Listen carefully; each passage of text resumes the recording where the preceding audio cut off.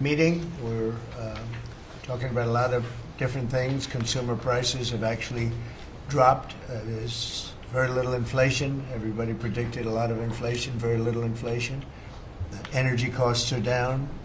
Interest rates are probably down. They scatter, but they're probably down. Prescription drug prices are even to down. We're doing very well. It's been amazing. We had a big day yesterday. There'll always be transition difficulty, but we had in history, it was the biggest day in history, the markets. So we're very, very happy with the way the country's running. We're trying to get the world to treat us fairly. This is something that should have been done 25 years ago, and it wasn't. Should have been done 40 years ago, and it wasn't. But no president was willing to take it on, but you had to. It's not sustainable. It wasn't sustainable. And as you know, without a lot of money being added, this is a lot of money that we could add, the country is making approximately $2 billion a day. And when you think of it, we've never done that before, never come close to it. And the number is probably $3.5 billion a day. And that makes us a very strong country. But we have Scott here and Howard and some of the people that are working on deals. And the biggest problem they have is they don't have enough time in the day. Everybody wants to come and make a deal. And we're working with a lot of different countries. And it's all going to work out very well. I think it's going to work out really very well. But we're in good shape. There's no inflation. There's very little inflation. And I went 4 years without inflation, and I tariffed. I took in hundreds of billions of dollars from China and others, taxes in China. But we took in hundreds of billions of dollars a year from China, and we had no inflation, essentially. So we think we're in very good shape. We think we're doing very well. Again, there'll be a transition cost and transition problems, but in the end, it's going to be a beautiful thing. We're doing again what we should have done many years ago. We let it get out of control, and we allowed some countries to get very big and very rich at our expense, and can't let that happen. It's not a sustainable formula. So I wanted to just thank everybody at the table, and maybe I'll go around and ask some of you a little short couple of answers. Pete just got back from Panama, and he's been all over the place, and you want to give us a little report on that and whatever else you might have to say. Everyone at this table is doing an incredible job, by the way, I have to say. Incredible. And the relationships it's like they're friends. They're really, family. The relationships are very strong, really good, really strong. And these meetings are very good. And I think, I don't believe there's any other president that allowed the press to come into a meeting such as this. These are very sacred meetings. These are very private meetings, but we have nothing to hide. And I think it's good. I think it's a good, we want to be, a word you like to use, Jeff, is transparent. So we want to be transparent, and we'll do that by starting with Pete. Go ahead, Pete. Yes, Mr. President, we just got back from Panama last night. We were at the Panama Canal with their Southcom commander ships, F-18s, troops, and signed a couple of historic deals. One which is with the Panama Canal Authority, a framework for U.S. vessels, first and free through the Panama Canal. Right. And then also a memorandum of understanding with their security minister for the presence of U.S. troops. Fort Sherman is an old U.S. base there, as well as a naval station and air station jointly with Panama to secure the Panama Canal from Chinese influence. That's something you said, we're taking back the canal. China's had too much influence. Obama and others let them creep in. We, along with Panama, are pushing them out, sir. So we had a very successful trip there. President Molino sends his regards, very complimentary of the U.S. He's a great ally, and I think they want the Communist Chinese out. And with our troops there partnering with their forces, we've got a chance to push them all the way out, sir. We've moved a lot of troops to Panama and filled up some areas that we used to have, and we didn't have any longer, but we have them now. And I think it's in very good control. Right? Yes, sir. Okay, thank you, Pete. Very good. Howard? So, so we've have so many countries to talk to. It is, it's incredible. I think Scott and I'm not sure we could ever have enough time in the day to talk to all these countries because they want to talk and they want to talk now, and they have come with offers that they never, ever would have come with, but for the moves that the president has made. Demanding that people treat the United States with respect. We're getting the respect we deserve now, and I think you're going to see historic deals, one after the other. And then I'm very excited that within a week and a half, we're going to start with the gold card, and the Trump card is coming out, and we're very excited about that, and that's coming soon. So very excited. Thank you very much. Good job. Linda? Well, on a couple of fronts, we have been addressing the issue of anti-Semitism on campuses.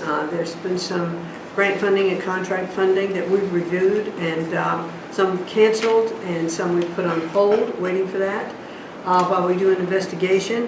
On the other side of what my responsibilities are in having education go back to the states, we're meeting and talking with governors. I was with, this week, all 50 commissioners of education around the country, and because we also want to provide them with tools and best practices as education does move back to the states. Making great progress, great response from the states, and very positive.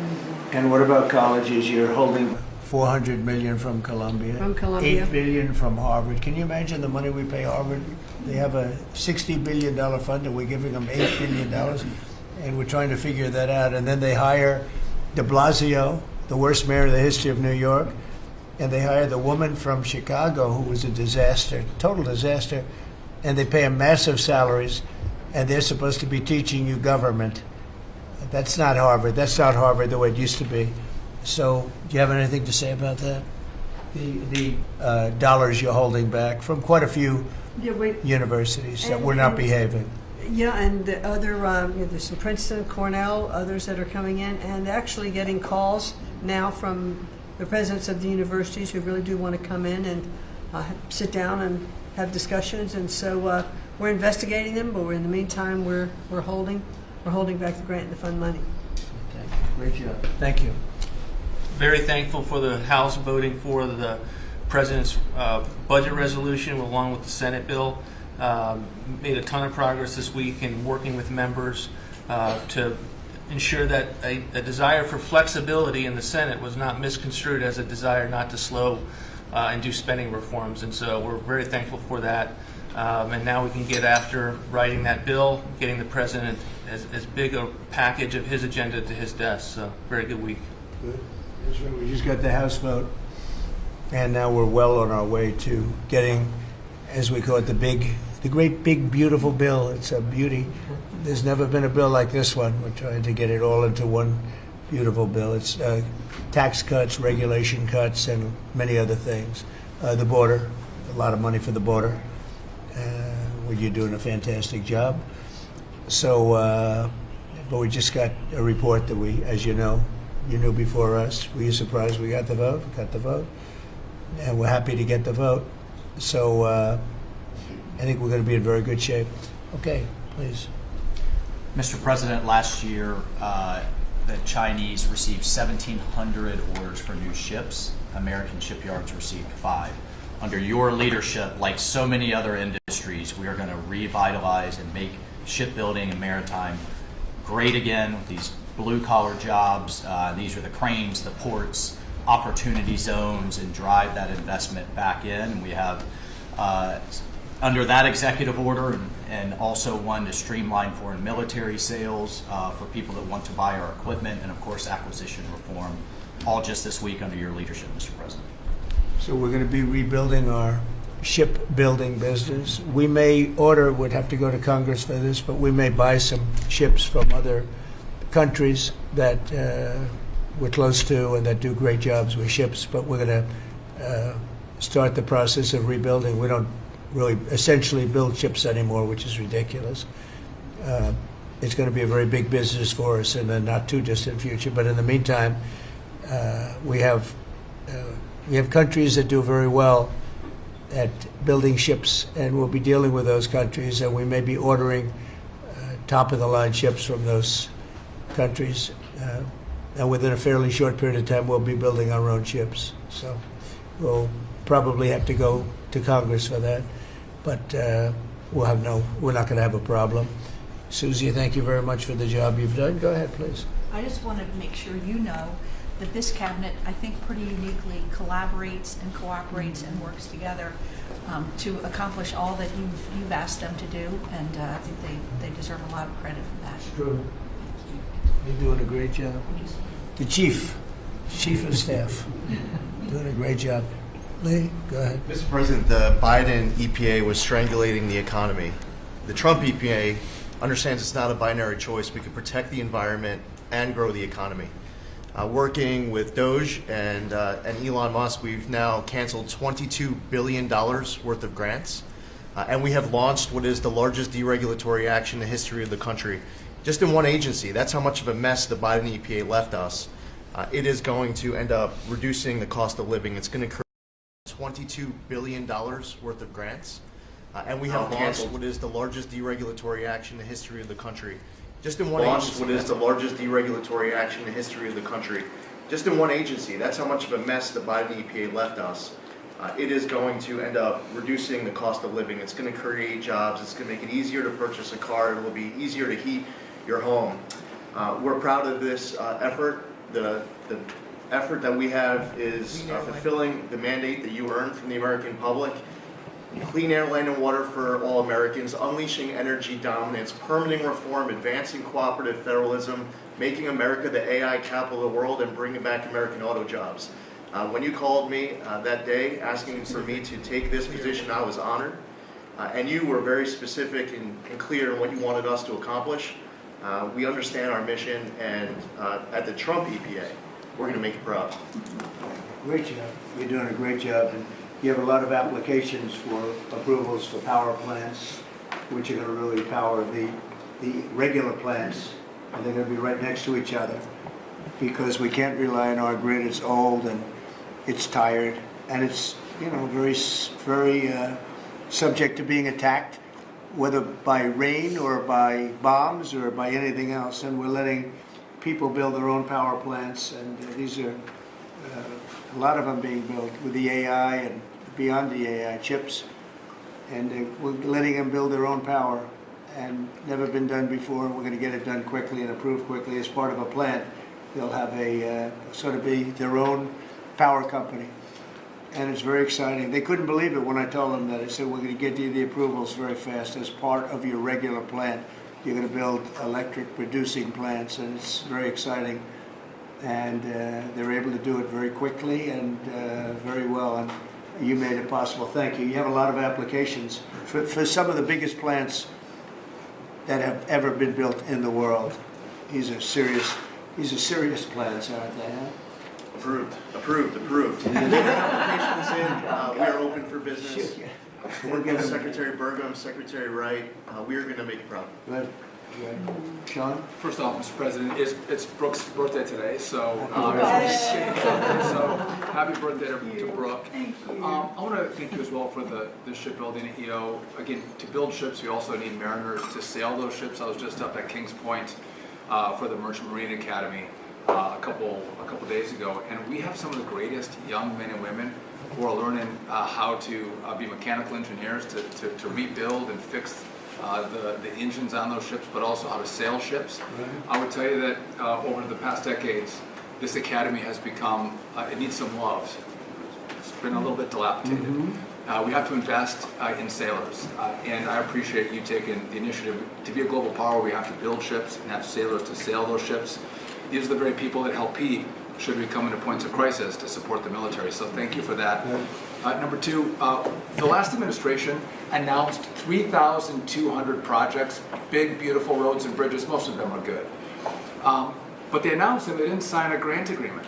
3,200, so the money doesn't go out the door to build the infrastructure in the country. And it's fun to do an announcement. It's actually the harder work to put together these grant agreements. So we're doing the work right now at DOT to get these grant agreements done and build the projects. Most of them are good.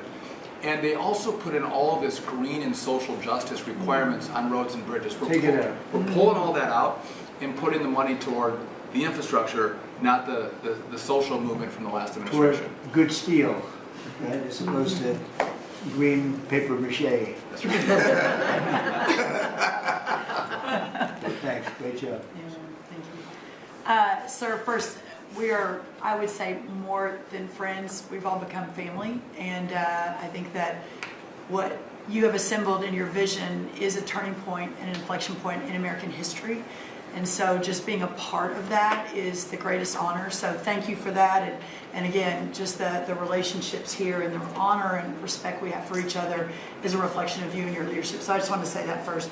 The second thing I want to say is that on behalf of the farmers and ranchers, food security is national security. We have to be able to feed ourselves. And your idea of using tariffs along with deregulation and tax cuts, but your idea of using tariffs to ensure that we are putting forward and putting America first, no one understands that better than our farmers and our ranchers. But having said that, emerging from 4 years of Biden with a 30% increase in inputs for our farmers and ranchers, with an almost $50 billion trade deficit. When we left the first time, it was zero, meaning that they are hurting. So the period of uncertainty we're in, they know that your vision will move us into an age of prosperity for all Americans, but for my people, for the farmers and ranchers, unlike any they have seen before. And I think they are really, really excited and so grateful for your leadership. But also, you have never failed to say that you have the backs of our farmers and our ranchers. It was the first phone call that I had after I was voted with the Senate. And that message just resonates with almost an 85% support of you in the last election. They're with you. Interestingly, the biggest budget driver at the United States Department of Agriculture is not farming and ranching or agriculture, it's food stamps. And so as we emerge and embark, Secretary Kennedy and I, on your vision of making America healthy again, a massive part of that is realigning and reworking our food stamp program so that it better serves those who need it. So you'll do And that. yeah, to the point of getting the transgender, DEI, Green New Deal out of the USDA and Get it out. realigning is really important. So It's out of the thank military, you. right? Sir. Is it 100% out, would you say? 99.9, sir. I'm going to get that last point Get the one out. rest of it. But thank you, sir. We've got a much different military, I will tell you. Thanks very much, good Yeah. job. And eggs are down? Eggs are Big, down. right? Yes, Big. yes, sir. Wholesale prices. Retail will come. Yeah. Easter is the Super Bowl for eggs. So, there may be a little fluctuation, but no, we feel really good about it. Thank you. That's what I hear. Thank you. Thank you. Yeah. Good. I'd echo what Howard said on the trade queue, that we've got over 75 countries that want to come in. So it'll be Treasury, Commerce, Jameson at USTR, and we're putting a process in place. And as you said, you're going to be part of the negotiations too. Because I've had these countries call me up and Secretary Besson, we're happy you're going to be negotiating. Well, President Trump's going to be involved too. Every detail. Bring your best deal on the budget. It's moving quickly in the House and the Senate, thanks to your leadership. We're also going to have debt ceiling in there, so we're going to get an increase in the debt ceiling. And that will be the done and dusted for Part of the bill, that we just got to vote on today. part of the bill. It'll be done and dusted for 2 years. We won't have to worry about that. And then I gave a speech yesterday to 1,400 small and community bankers, and they were so happy to hear from your administration. And I told them Wall Street's done great for the past 4 years, 10 years, 20 years. It can continue doing great, but it's Main Street's turn now. And it's those small bankers through deregulation, through emphasis on Main Street, your Main Street agenda, bringing back jobs, that is going to power the smaller communities. And then finally, the bond auction went very well yesterday. We had a lot of foreigners show up as the support, showing that the U.S. is still the best place to invest. The inflation report, as you said, was quite good. And energy prices are down more than 20% since January 20th. Amazing. Great. That's very good. Good numbers. Great number. Thank you. Pam? President, we've had some great wins in the last few days that, you were overwhelmingly elected by the biggest majority. The U.S. Americans want you to be president because of your agenda. And the courts are ruling that you have the authority to determine how the money of this country will be spent. That's what the American citizens wanted, and that's what they're getting. An example of that Friday was the Department of Education, that you can determine how the money will be spent. No more DEI. And that impacts every agency across the board. On the civil side again, NLRB. We had a big win in the Supreme Court there. OPM, a big win there. But also 16,000 workers there. But also on the criminal side, the Alien Enemies Act. We are winning there.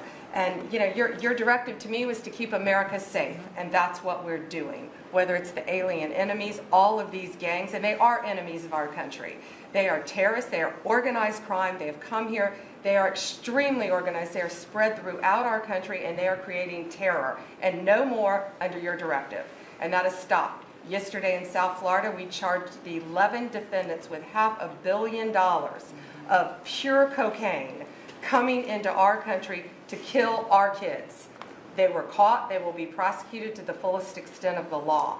These gang members are going back to where they came, or they're going to an El Salvador prison at your directive. And you also gave us a directive to prosecute the people who are going after Tesla to the fullest extent of the law, some of the greatest police work I've seen. We've made 4 arrests. There will be no negotiations at your directive. They're all looking at 20 years in prison, and within the next 24 hours, you're going to be seeing another huge arrest on a Tesla dealership, President. And that person will be looking at least 20 years in prison with no negotiations. That's great. That's great. That will stop it. Cold. Thanks, man. Doing a great job, too. Thank you very much. All right, please. Mr. President, accountability matters. That's what we're recognizing with our partners at the Department of Labor for Government Efficiency. Just a few weeks ago, we realized there's about $4.4 billion in COVID funds that were not used, that the state coffers were just holding on to. Out of that, we've returned $1.4 billion back to the state treasury, so essentially to the American people, and we'll go back and claw the rest of those billions of dollars back. And on the heels of that, late last night, we're understanding unemployment insurance fraud. That trust needs to be whole for the American people. When we need it for who deserves it. That's not what we're seeing in the numbers that we saw last night, again, exposed by our partners at DOGE at the Department of Labor. Since 2020, over $400 million of payments have gone out already. And when you hear these numbers, apparently in the United States, we have over almost 25,000 people who are over 115 years old, who are collecting $59 million that we have sent out to people. Talk about fraudulent behavior. Mr. President, 28,000 people between 1 and 5 years old have collected fraudulent payments at the tune of $254 million has gone out. And lastly, 10,000 people who have not been born yet, 15 years into the future, $69 million, and they haven't even been born yet. In one case, they will be born 129 years from now. The United States government sent them $41,000, and they're not born yet. So, under the Department of Labor, those are the things that we're uncovering. I couldn't be more honored to tell the American people that we're bringing back their dollars, and we're saving them and returning them to the United States Treasury. Also, jobs numbers. Last Friday, 228,000 new jobs were reported. That is good for the American people. That is my primary job, is to grow that workforce under your leadership. So we've kicked off the America at Work tour, and we'll be visiting all 50 states, and I'll be working with my colleagues here to do just that. So thank you, Mr. President. We're going to grow this economy. We're going to keep our focus on the American worker. So you're finding tremendous fraud, though. Those numbers are really bad when you're Unheard of. over 115 years old. And I think you had mentioned the oldest person in our country is 114 years old. Reported. That's pretty good. A woman living in Pennsylvania, but apparently there's 24,000 more of them that are 115 or older that we're I giving hope you hear payments that. to. So we have 24,000 older than the oldest person. Definitely did. Yes. It's like, you know. And what are we doing about that? How do we get that money back? Yeah, so we're working with our IGs to do that further investigation. The House and Senate, we had a 5-year statute of limitations. We've got an extension on that, another 5 years. And so the goal, in my opinion, we should never have a statute of limitations to return the American dollars back to the Treasury when there's fraud. But at this point, we will continue to work hard and double down and return those dollars to the Treasury. Great, thank you. Thank you. Good job. Christie? Well, Mr. President, thank you for your leadership at the border. For the second month in a row, you have broken the record in the history of the nation for the lowest number of encounters at the border, which is absolutely remarkable. You have said that America's laws matter and that they'll be enforced, and we're hard at work now to get people to go back home that are here illegally. So the Alien Registration Act has been in place long enough now that those individuals that are here illegally, if they haven't registered, then they can be charged criminally, and they can face fines up to $1,000 a day and face deportation if they don't go home, and they'll never get the chance to come back to America. So we're encouraging people to use the CBP Home app to register, and we're working on the resources and funding to buy them a plane ticket to send them home. I went to El Salvador, Colombia, and Mexico, and those countries and others are thinking about setting up programs to support these individuals when they get back to their countries. So when they get there, they'll have housing and food assistance, and so making sure that these folks have the opportunity to go home so that they can get the chance to come back to America is important. And So it's a very big self-deport operation that we're starting. thousands of people have already Yeah. self-deported.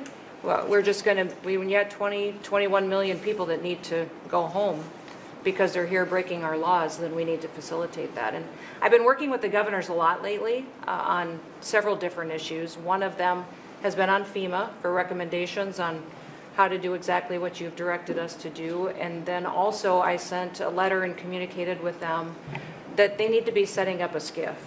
Some of our governors don't have secure facilities to have national security issues. I think one of the jobs Homeland Security has is to give communication down to states, to local cities and communities. And so recommending they get a SCIF, they have secure comms with them at all times or nearby so that they can have national security conversations, and then to have somebody in their office designated that is their communications person. A lot of them have emergency management officers, but they don't necessarily have somebody designated when it comes to a national security issue that we may need to communicate with them on. And I think American people need to know that Real ID will be required to travel on May 7th. So those governors have been notified to communicate that at home. We don't want anybody to get delayed and not be able to travel when they get to an airport. And this will also help us bring integrity back to all of our IDs and how they're used for issuing driver's licenses. And governors know how I feel about making sure their driver's licensing system has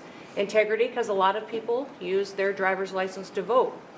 And the backbone of our country and the foundation is election integrity. So we're giving all those directions to our governors and communicating that so they can lead on it as well. And we're going to work with people so that if they go out in a nice way and go back to their country, we're going to work with them right from the beginning on trying to get them back in legally. Is that They'll right? get a chance to come back. So it gives you a real incentive. Otherwise, they'd never come back. They'll never be allowed once a certain period of time goes by, which is probably going to be 60 days. We're also going to work with farmers that if they have strong recommendations for their farms for certain people, we're going to let them stay in for a while and work with the farmers and then come back and go through a process, a legal process. But we have to take care of our farmers and hotels and various places where they need the people.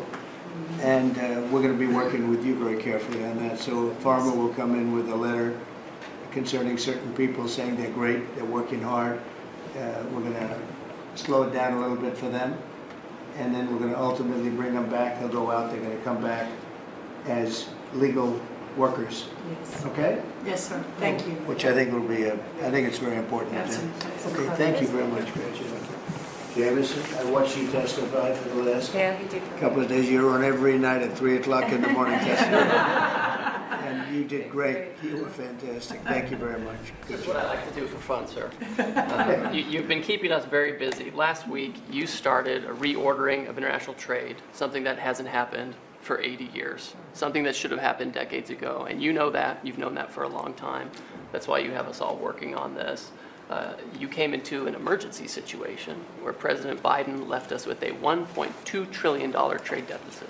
It's the largest of any country in human history, the largest. So you declared an emergency, you took action. You said the largest in history, right? In history, the planet. It's never been larger. Never been anything like what he left us. He left us a mess. His whole administration was a mess. So go ahead.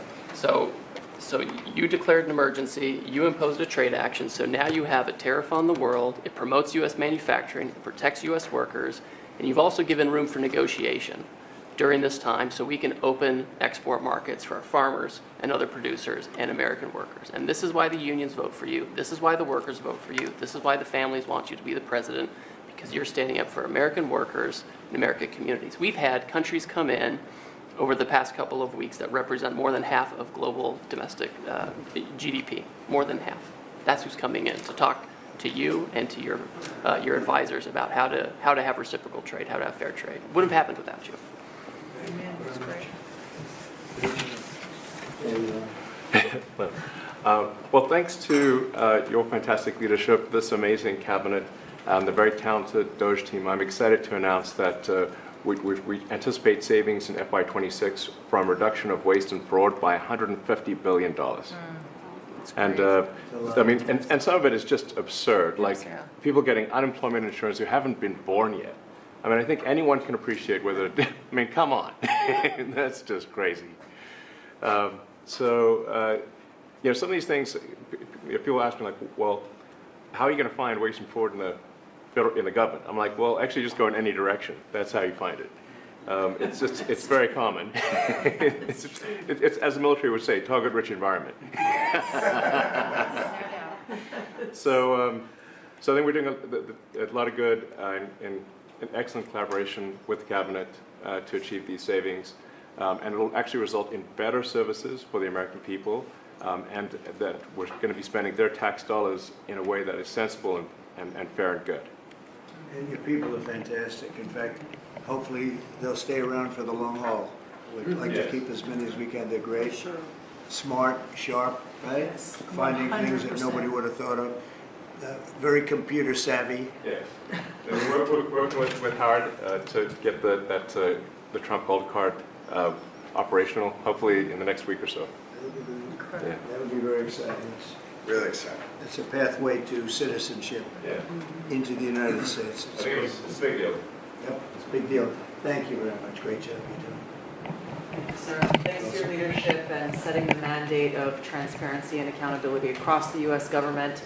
I'm bringing that transparency and accountability to the intelligence community, first and foremost, to make sure that you and your cabinet have that real-time, relevant, apolitical, objective intelligence to best inform, whether it's negotiations for peace, negotiations around tariffs, the great work that you are leading around the cabinet today.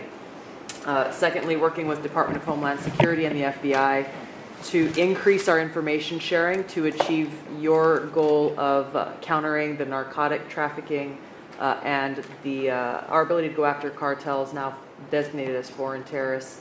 I met with the National Sheriff's Association this week, being able to work to make sure that the information that they are getting on the ground, that local law enforcement is getting on the ground, is being fed back up through to our National Counterterrorism Center, and that we have all of the federal agencies, state and local law enforcement all on the same page as we are working to make our country safe again. And lastly, sir, as you know, declassification and rooting out weaponization, politicization of the intelligence community is a huge priority. You know more than anyone else the very dangerous and negative consequences of that. I've got a long list of things that we're investigating. We have the best of the best going after this. Election integrity being one of them. We have evidence of how these electronic voting systems have been vulnerable to hackers for a very long time and vulnerable to exploitation to manipulate the results of the votes being cast. which further drives forward your mandate to bring about paper ballots across the country so that voters can have faith in the integrity of our elections. And lastly, we've been scanning. I've had over 100 people working around the clock to scan the paper around RFK, Senator Robert F. Kennedy's assassination, as well as Martin Luther King Jr.'s assassination. These have been sitting in boxes in storage for decades. They have never been scanned or seen before. We'll have those ready to release here within the next few days. That's great. That's great. Bobby, how do you feel about that? That's hitting close to home. Yeah, no When you kidding. think, Yeah. I'm thinking about Bobby when No. that statement's made. I'm very grateful to you, Mr. President. Good. And you'll let Bobby see some of this because, you know, it's very personal stuff. Yeah. But it's time. I've asked him, and his response is, put it out. The world needs to know the truth. And his uncle that's been out, and anything that hasn't been out, they can go to your offices and see, right? Everything that we have within our possession, it's either online or it's physically at the National Archives and Records Agency. We also have hunters going out, Mr. President, and looking in the storage lockers at FBI and CIA and other agencies, specifically to find if there is anything else that has not been reported. We're actively going out and trying to search out the truth. Okay. Yeah, we want to get it all out. Yes. 100%. Good. Thank you very much. Good job, Tulsi. Mr. President, on behalf of America's manufacturers, I want to thank you for standing up to the Chinese Communist Party and fighting for our main streets, for our workers, and for those that make things in America. I'm out on a Made in America manufacturing tour, and as I go across the country, people are grateful to have a president who's not just fighting on the tariffs fronts, but to get inflation down, to create jobs. After Biden destroyed 110,000 manufacturing jobs in just his last year, you've already brought back thousands and thousands of manufacturing jobs. So the American worker is grateful. Main Street is grateful for you. And at the agency level, we're making sure that manufacturers have access to the capital they need, but we can't do that if we're not fighting fraud. So we've modified our loan applications to have citizenship verification, to make sure we have birth dates, common sense principles around lending that the Biden administration had waived. They waived $450 million of fees in 1 year. We're restoring that for the American taxpayer. And the American taxpayer, as tax day approaches, April 15th, they need to know that this cabinet, this administration, and thank you Elon Musk and Doge for fighting for the American taxpayer to make sure that their hard-earned dollars are well spent, that they have a return on investment for this country, and that we're fighting for them just as you are every single day. So thank you, Mr. President. Thank you very much. Mr. President, we are working at HHS to advance your agenda to make America healthy again. I'm working with Lee Zeldin to reassess the fluoride rules based upon the August release by the National Toxicity Program of new science that shows a direct inverse correlation between exposure to fluoride and IQ loss, particularly in children. Lee and I were in Utah this week, to announce that Utah became the first state in the country to ban supplemental fluoride. I'm working with Brooke on, and governors now in 24 states who are advancing MAHA legislation to get soda pops off of the food stamp program, off the SNAP program. We've launched Operation Stork Speed to get the bad chemicals out of baby formula. We're working with governors across the country to get good food into the school lunch programs and to get rid of food chemical dyes and other bad chemicals that are in our food. We've shown now that this directly affects academic performance, violence in the schools, and mental health, as well as physical health. We are working with governors across the country to get cell-to-cell or bell-to-bell legislation to restrict the use of cell phones in schools, which again dramatically impacts academic performance. Today we announced a dramatic reduction in animal testing at NIH and FDA. We're going to switch over to AI, which we've now found is much more precise in identifying the impacts of toxics in various products. We're working with Elon, who's done an incredible job to eliminate the redundancies and to streamline operations at all the health agencies and to recalibrate our trajectory to your agenda of making America healthy again.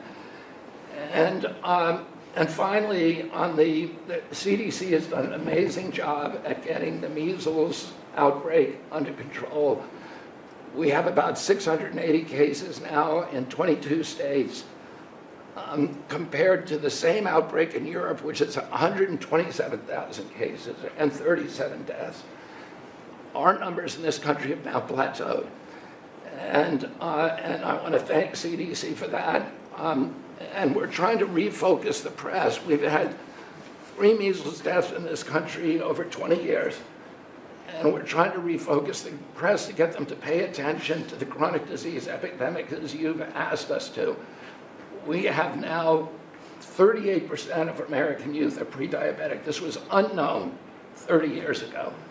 Every child that becomes diabetic, there should be a headline about them. We have 100 million adults who are pre-diabetic or diabetic. And we have, as you know, we have now, the autism rates have gone from now, most recent numbers we think are going to be about 1 in 31, 1 in 12, so they're going up again from 1 in 10,000 when I was a kid. And we are going, at your direction, we are going to know by September. We've launched a massive testing and research effort that's going to involve hundreds of scientists from around the world. By September, we will know what has caused the autism epidemic, and we'll be able to eliminate those exposures. So big. Think of that. So it was 1 in 10,000 children had autism, and now it's 1 in 31. Not 31,000, 31. That's a horrible statistic, isn't it? And there's got to be something artificial out there that's doing this. So you think you're going to have a pretty good idea, huh? We will know by September. There will be no bigger news conference than that. So that's it. If you can come up with that answer where you stop taking something, you stop eating something, or maybe it's a shot, but something's causing it. It can't be from 10,000 to, can you imagine that, Marco? That's a big number. Thank you very much. You're doing great. Thank you, Bobby. Please.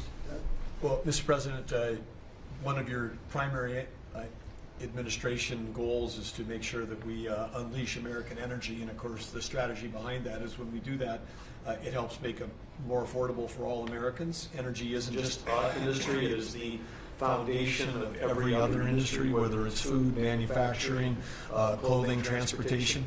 And then also when we've got the ability to generate and not just be energy independent but energy dominant, then we have the opportunity to sell energy to our friends and allies versus them buy it from our adversaries. And our adversaries were funding terrorism and conflicts against our allies by their oil and gas sales that were going through a Swiss cheese set of sanctions. So with your creation of the National Energy Dominance Council, over half the people at this table serve on that. Everyone has been engaged, whether it's interactions with negotiations with other countries, with putting sanctions in place that actually work, with cutting deregulation, working on biofuels, building infrastructure for transportation. There's a whole range of things that are being tackled. But when the outcome of all that is that the Biden administration was restricting supply, you're increasing supply. When you increase supply, then prices start to come down. And we have a huge opportunity to do this. Just in interior alone, there's 500 million acres of surface, 700 million acres of subsurface, and 2.5 billion acres of offshore. And the Biden administration was trying to restrict this so that you couldn't You know, you couldn't get a timber lease, you couldn't cut a tree, you couldn't graze a cow, you couldn't develop oil and gas minerals, and you couldn't develop the critical minerals we need for our technology, for our defense industries, and to be able to help us win the AI arms race against China. So we're opening up this, and with your executive orders and your work, we've on Tuesday, historic day, you ended the war on beautiful clean coal, which has been going on since Obama took office. China gets 60% of their electricity from coal. They're opening up they've opened up 94 gigawatts of coal in the last year as part of this AI arms race. 94 gigawatts, that's enough for 94 Denvers to be able to, 1 gigawatt per metro area like that. It's unheard of. So what we have an opportunity under your leadership to come back. The Gulf of America had its first offshore lease sale, which is scheduled for later this year, but that was, the industry loved that because we're now, the Gulf of America is now open for business again. And there's as much as 7 billion barrels of oil accessible now. They've increased the upside of what they think that is. On the coal front, the estimate is the financial value of the coal in America is $8 trillion. That was an asset on the balance sheet that we've now being put back on again. And of course in Alaska, with your separate executive orders to unleash Alaska energy between ANWR, the North Slope, the Strategic Petroleum Reserve Alaska, all of those, we've reversed Biden's decision. Those are all open for business again. And all of this is leading to the investment coming to America. The smart money is coming to the U.S. That's why we've got, you know, trillions of dollars of investment that is showing up at the door, because they know if they're going to do manufacturing here, there's going to be energy to power their plants. And so again, thank you for your leadership, and thank you for everything you're doing. Very good. Thank you. Marco? Well, Mr. President, one of the most important things I believe you'll achieve in your presidency is reordering the world in a proper way. For 31 years, more than 31 years now, multiple administrations have allowed the Chinese to deindustrialize this country, to take away jobs and factories and the pillars of our national strength. And what you're doing now, I think, is a great service to our country, but ultimately to the world. And I want to congratulate you and your team that's working on that, because that has extraordinary geopolitical implications, as you see, from all these other countries that are now coming here and wanting to join something that actually, it's crazy to allow these. I mean, basically, we lived in a world where Chinese companies can do whatever they want in America, but our companies cannot do anything over there unless they allow it, and even then they steal our stuff and reverse engineer it. So just reordering all of that has dramatic implications on peace and security of the world, so we thank you. An important meeting, thanks to you, is going to happen on Saturday for the first time in a long time. There'll be direct talks between Ambassador Woodcock and a top-level leader in Iran. We hope that'll lead to peace. You've been very clear what Iran is never going to have is a nuclear weapon, and I think that's what led to this meeting, and we'll wait for him to come back from it, and we're hopeful about that. I would also say that we are receiving, and I think the Department of Homeland Security can confirm this, historic cooperation from countries all over the world. Number one, in taking back their citizens. Every country in the world has to take back people that are illegally in another country, and we have countries that refuse to do it or will kind of ignore our calls. All of them are doing it. The ones that are not are paying a price. And we've also found cooperation in other countries that are willing to take some of these people, some very dangerous criminals. I know the President of El Salvador will be here next week, has really been a good friend of the United States in that regard. These are some of the worst people you'll ever encounter, and Pam knows this, and Christy knows this from the work they're doing. You know, and one last point I want to make, Mr. President, and again, it's under your leadership, it's actually under your executive order. If you come to this country as a student, we expect you to go to class and study and get a degree. If you come here to like vandalize a library, take over a campus, and do all kinds of crazy things, you know, we're going to get rid of these people, and we're going to continue to do it. So when we identify lunatics like these, we take away their student visa. No one's entitled to a student visa. The press covers student visas like there's some sort of birthright. No, a student visa is like me inviting you into my home. If you come into my home and put all kinds of crap on my couch, I'm going to kick you out of my house. And so, you know, that's what we're doing with our country, thanks to the President. And last but not least, very important development this week, but both Pam and I are very excited. The finest higher education institution in the United States, University of Florida, is also now the national champions in basketball, and we hope you'll host them here soon, Mr. President. Go Gators. They're coming. Good for the SEC. They're coming very soon. Well, thank you very much. You're really doing a great job. We appreciate it. Any question? Mr. President, can you give us a reaction to today's stock market drop, and also give us a sense of the next steps with China? Well, I haven't seen it because I've been here for 2.5 hours, so I'll be seeing it. I think Scott went out. Scott, you want to have a statement on that? Sure. Look, the up 2, down 1 is not a bad ratio, or up 10, down 5. And I think as we have talked about, as we go through the queue and settle with these countries who are going to bring us their best offers, we will end up in a place of great certainty over the next 90 days on tariffs. We had very good inflation numbers today.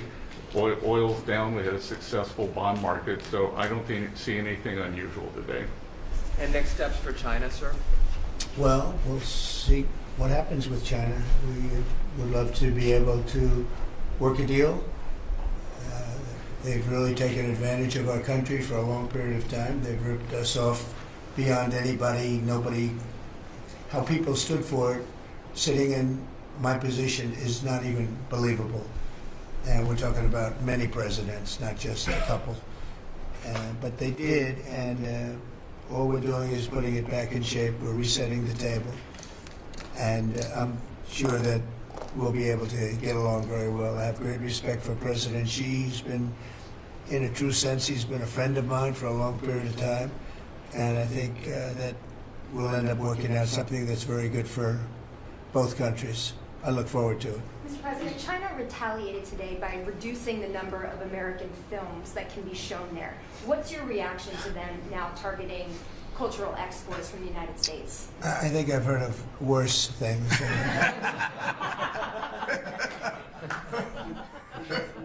Yes, please. Also on China, the Ukrainians say they have evidence that Chinese soldiers have been found fighting for the Russians in Ukraine. Can the US verify this? And if so, what does the US plan on doing to China to counteract that? We'll look into it, but I think beyond that, we're really looking to get that war stopped. They're losing 2,500 and even more than that young people a week. They're Russian and they're Ukrainian. They're not American, but they're people. And we're seeing if we can get it stopped. And I think we're making progress. I appreciate the ballerina who was released. It was at the request of a very good friend of all of ours, actually. Dana White called me and he said it's the friend or the relationship of one of the fighters for UFC or one of the fighters. And Dana's an incredible guy, and we spoke to President Putin about it, and they made a deal. They released the young ballerina, and she is now out, and that was good, so we appreciate that. We hope that we're going to be able to make a deal relatively soon with Russia and Ukraine to stop the fighting. It's so senseless. It's such a horrible thing. It would have never happened if I were president, but it did happen, and we were given that card. And I think we're going to get it. I think we're going to get it stopped. We've got to get going. We've got to get it. We have to move it faster. Likewise with the hostages, we're making progress. There's 59 hostages, but only 24 of them are living. And that's the way it's been presented to me by the mothers of some of the dead, mothers and fathers of some of the dead hostages. And they want the bodies of their baby, as they say, their baby, their young boys. They want them back as much as if they were alive. It's amazing because when I met the hostages 2 weeks ago here, I couldn't believe what they had to go through, by the way. But when I met them, they said, yeah, there's 59, but 24 are living.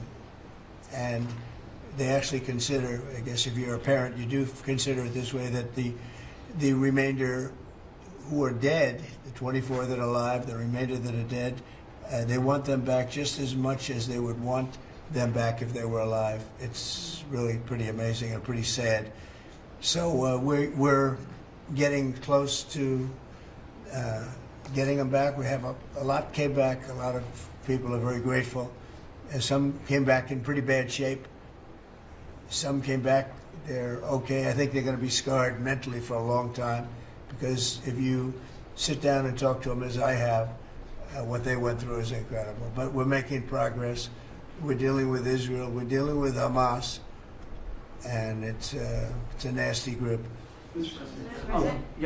So how close are you to the first country coming to actually make a deal with the United States over tariffs? Is it days, months, weeks? Well, I think it's very close, but we have to have a deal that we like. We don't want a deal that's going to be a bad deal, or I could make every deal in one day if I wanted to. I could do this all in one day. I could just say, here's what we'll do.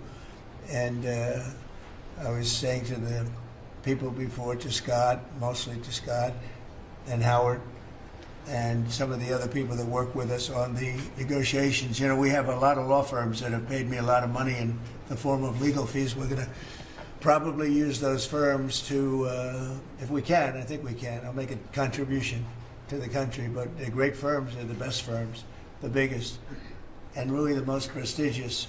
And we may be using them to help you guys out, because you're going to need a lot of lawyers. And I'm not sure Pam's going to be happy if I say, can you send over about 200 lawyers that work on trade? She's working on criminal stuff, and I think that's going to be her focus more than anything else. So we'll find out if we can do that. But we have a lot of lawyers that you've been reading about where they paid $100 million a firm on average. Now we have the final 4 or 5 are at $125 million. So I have a lot of legal fees I could give to you people, and we might as well use them. Hopefully I won't need that many legal fees or that much. I may. Who knows? After it ends, after we leave, maybe I'll need it. But if I do, it's not going to be very pleasant. So I think we're going to try to use these very prestigious firms to help us out with the trade, because we have a lot of countries. But we want to make deals that are proper for the United States, not just we can make deals easily. We want to make them proper.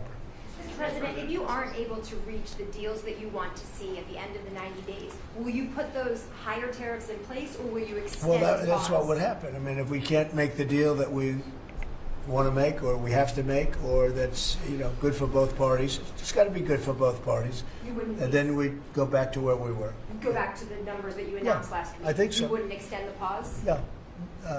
We'll have to see what happens at that time. Thank you, Mr. President. You said yesterday you were considering some exceptions for companies. Can you talk about what you're considering? And then also on the reciprocal tariffs, you said it'd be substantially lower. Is the same math formula going to be used, or is that tossed out?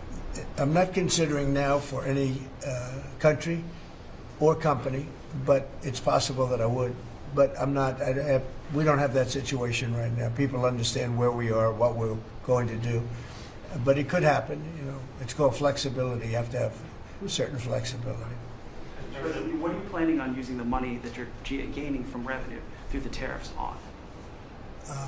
Paying down national debt, reducing taxes, creating good budgets, helping Christie with the border and all of the other things we built. I built hundreds of miles of wall, as people now understand, 571 miles of border wall in the first administration. But we're going to beef it up, and we're going to add more. And the numbers are incredible. Really, the numbers are what's taken place. We had great numbers, but these numbers are topping my last administration. And Christie and Tom Homan have done an amazing job.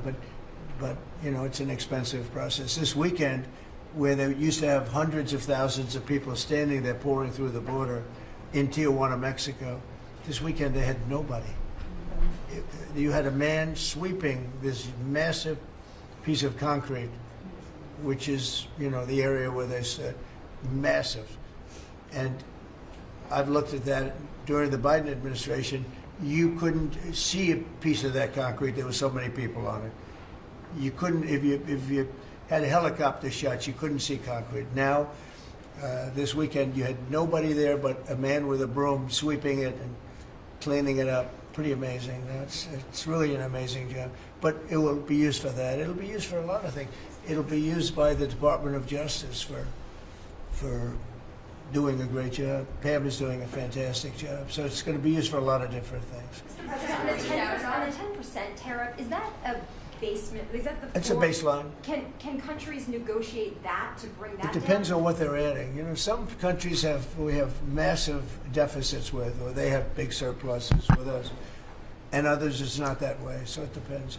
That's why it's really they're all different. Every country is different. Some have certain advantages that others don't have, and certain things. We have some. China has a surplus of $1 trillion. I mean, the numbers are crazy. And others have basically no surpluses. You know, we have some that are pretty even, but they hurt us in other ways, and we just want to get that taken care of. So it's everyone is a little bit different. So are you negotiating with the EU as one bloc or individual nations for the tariffs? We're looking at it as one bloc. They've been very tough, but they were very smart. They were ready to announce retaliation, and then they heard about what we did with respect to China and others, but China, and they said, you know, we're going to hold back a little bit. They decided to hold back. I thought they were very smart. Look, the EU is very smart, but they really have taken advantage of the United States. They were formed for the purpose of taking advantage of the United States. And I don't blame them, and I don't blame China. I don't blame anybody. I blame the people that were sitting at that desk in that other beautiful Oval Office for allowing it to happen. Many presidents I blame. They should have never allowed it to happen. And I'm doing something that a lot of them wouldn't want to do. But I'm here, I do those things, and we're going to make this country great again. We were taken advantage of by almost everybody. I sat back in the last administration. I would actually read them. I don't have to read them now. I know them so well. I would read some of these documents that were signed, deals, and I said, who would do a deal like this? Who would do it? You've seen it, Elon. Yeah. I'd look at deals where it's so one-sided. Even we have a deal with Japan, and we get along great with Japan, and we had the Prime Minister here. He was fantastic. As you know, Abe was great. Shinzo was great. He was a good friend of mine, unfortunately no longer with us. But we defend them, but they don't have to defend us. I said, that doesn't sound too good. But we have a deal, where a defense deal.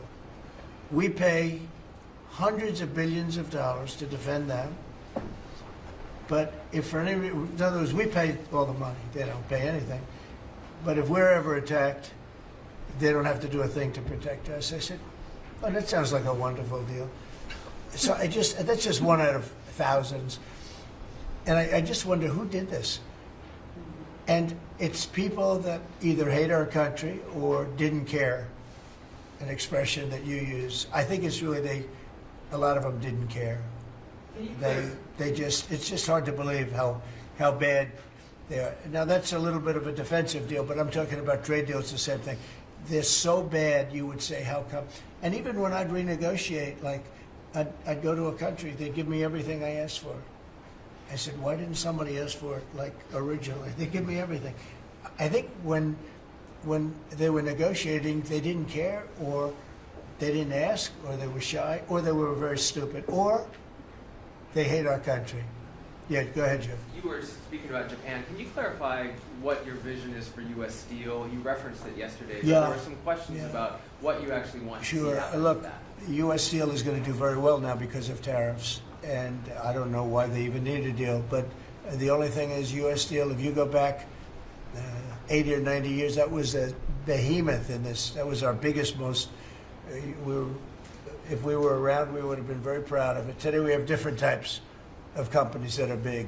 Google, it's not the same as U.S. Steel. And I love Google, and I got to like the people that run it. They're very capable people. They didn't like me so much in the first administration, but they like me a lot now. I don't know what happened, but I like them. But, you know, I think they would be the first to admit, when I envisioned, you look at some of those steel factories from 90 years ago, it was a different kind of a country, but they were miles long. Today you see just empty hulks. Those hulks are going to be filled up very soon because of what I'm doing with tariffs. It was a different kind of a thing. But if I didn't do that in the first term, my first term, if I didn't put tariffs on, we would have, because China and others were dumping steel, billions of dollars of steel. Our steel companies were all closing, every factory. We wouldn't have one steel plant open, and now we have a steel industry that's doing very well, but soon it's going to be thriving, really thriving, and those factories are going to be filled up, but more importantly, they're going to build brand new ones. Nucor and so many other companies call me, Nucor being a big steel company. They're building massive new steel plants, and it's great. And likewise, car companies. We have many, many car companies. 3 of them. I'm not looking to hurt Mexico, and I like Mexico. And by the way, I think the new president is a terrific person, a fantastic woman. We've had many conversations. She's a very elegant, just a fantastic person, and she's been very nice, very, very nice. But I'm not looking to hurt them. But we have 3 car plants that were under construction in Mexico. They stopped constructing, and now they're going to build in the United States because of tariffs. See, we should have never let this happen, because whoever it was that was president at the time, we lost 90,000 plants and factories since NAFTA. 90,000. It's not believable. How about that, Laura? You know, you're in that sort of world of factories We're and going to build back the plants. manufacturing, construction jobs, bring those workers back home. That's right, we're going to bring them all back. But think of it, from that period of time, which isn't so long ago, we lost. I said the other day, if you had a map on a big wall like this, and if you had pins, 90,000, I don't know if you'd have enough. I don't think you'd have enough room on the map to put the pins. 90,000 factories that we've lost since NAFTA. And it's not even, and about 6 million jobs, really, I think probably a lot more than that, but they say 6 million jobs. We're going to bring many of that back. I think we're going to bring more than all of it back. We're going to be better and stronger than ever before. But if a president, when they were leaving, said, look, you can leave, but if you're going to build a factory someplace else, and you think you're going to come and sell your steel or your car or any product that you make, your pharmaceuticals, which we're going to do, we're going to get them all back. But if you think you're going to just, all they had to do is say this, and they wouldn't have left. You know, I said it the other day. I said it with respect to, I made a speech a year ago, and I told them if I win, we're going to charge a big, big tariff at the border. And people were thinking about building in Mexico a car plant. And I said, we're going to have a big tariff. So if you want to build a car, you're going to have to pay 25% more than the cost of that car. You're going to have to pay 25% tariff at the border. They would have never left. They could have kept everybody. If a president said, if you leave this country, you leave Michigan, you leave Detroit, you leave anybody, any of our states, because to me they're all the same. I love them all. I love them all. Well, I probably won them all, but they say I won most of them. But I think I won them all, but that's okay. But all you had to say if you were the president is, if you leave and you think you're going to now fire all those workers, leave all that, everything behind, and you're going to build in another country and sell it any, and no, you're not going to. You're going to pay 50% or 100% tariff. They would have never left.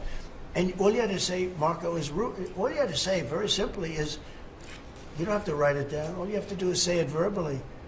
If you leave, you're going to pay 100% tariff. Therefore, don't leave. They would have never left. But they left 90,000 plants. I mean, it's hard to believe that many. It's not, you can't envision it. So just getting back to your, because I'm the great weaver of all time. To weave, you have to be a genius. To go on tangents, anybody can do that. But we'll get back to your original U.S. Steel. U.S. Steel is a big name in this country. It's Babe Ruth is a big name. We have a lot of big names, but not too many. U.S. Steel is one of the great names in the history of our country. And normally I wouldn't mind so much, I wouldn't be thrilled with it, but to buy for a foreign country, and we love Japan, but for a foreign country to buy that cherished U.S. Steel brand, that's hard for me to do. And maybe somebody else may want it. The company Nippon that's involved with it is a big, powerful company who do a good job. But why can't they just build a plant themselves? I mean, why do they have to, take U.S. Steel? So as you know, I rejected the deal. Now they've come back in a different form. They're coming back as an investor. And, I feel better about that, I guess. But, I know them very well. I know the thinking. It's the investor. They'll invest, and somebody else maybe is sitting in this chair, and they will no longer have an investment. They'll have the whole thing. That's the way it works. Very smart. They're very, very smart people. We're dealing with very smart people throughout the world. great geniuses, actually. Look what they've done to our country. And again, I don't blame China. I don't blame anybody. If I could have done it, if I were in that position, I'd have great respect. I have great respect for the people. They ripped off the United States, and all we had to do, have a president that knew what the hell was going on, and none of those countries would have left.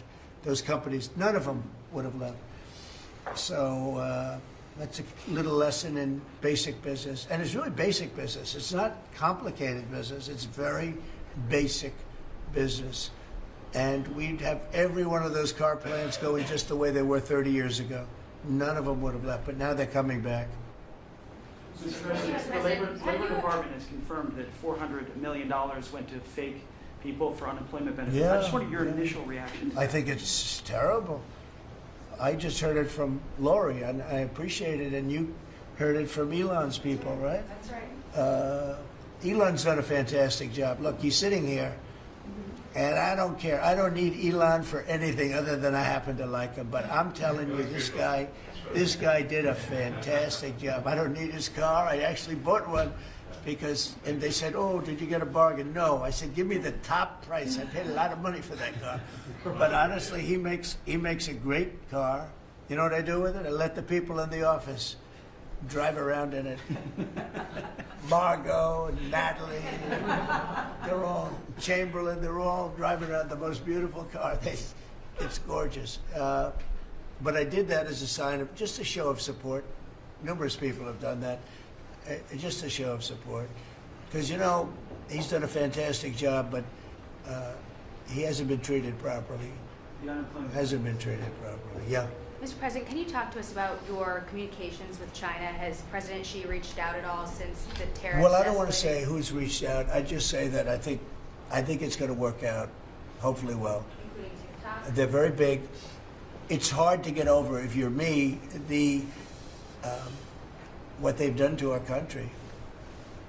They've destroyed our economic base to a large extent. The good news is we're very vibrant, and we're going to get it back fast. We already have. Look, we're making $2 billion a day now, and during Biden, we were losing $3 billion a day.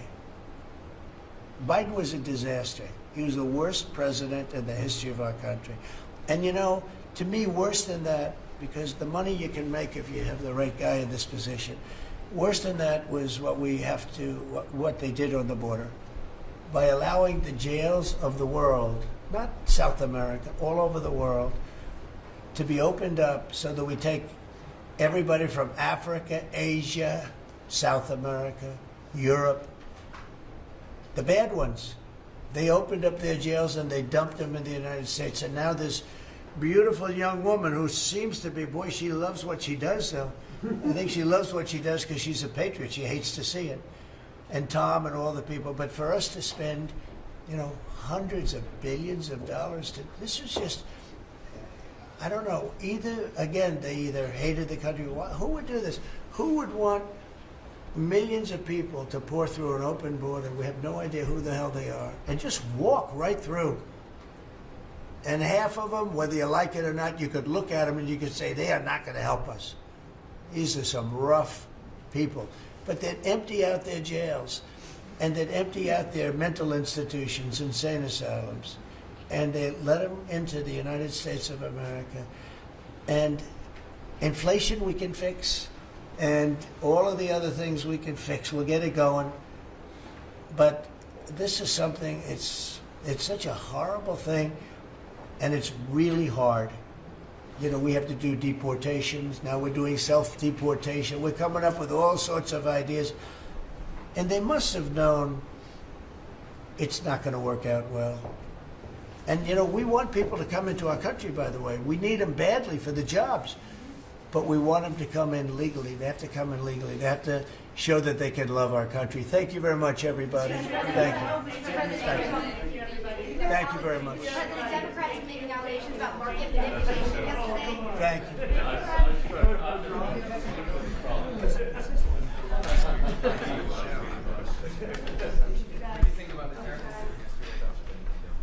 Thank you, everybody. Thank you. Thank you very much.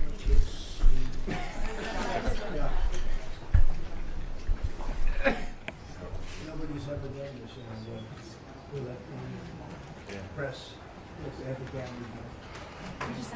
Or we let it, no. Hey, I hope you guys had a good time. Oh, yeah. 75 minutes. That's it?